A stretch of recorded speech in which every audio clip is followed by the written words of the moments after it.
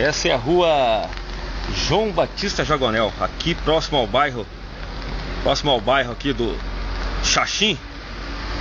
A gente tá fazendo mais algumas gravações aí.